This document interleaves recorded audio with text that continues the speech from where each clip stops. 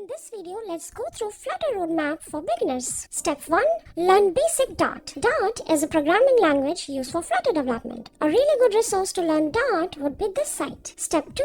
Learn basics of Flutter. Everything in Flutter is widgets, so you need to learn everything you can about widgets. Learn about stateless and stateful widget. Learn how to lay out your application page with the widgets. And you can visit this docs.flutter.dev site to learn the basics of Flutter. Step 3 is to build an application. There's no better way to learn than by building. So start with building a simple app like to-do list or a weather app. Step 4 is state management. Learn how to manage data in your application. Start by learning simple, stateful widget to manage state, and then build your knowledge on state management packages like provider and block. Step 5 is packages. No need to develop everything from scratch. Learn how to use already existing packages. Once you learn how to use packages, possibilities are endless. You can use packages like HTTP package for networking to read and write data from network, shared preferences or Hive package for local database, and you can learn Firebase package for cloud storage and many other functionality which Firebase provides. You can access all the available packages ready to use from the pub.dev website. Step 6 is to practice and create many more cool applications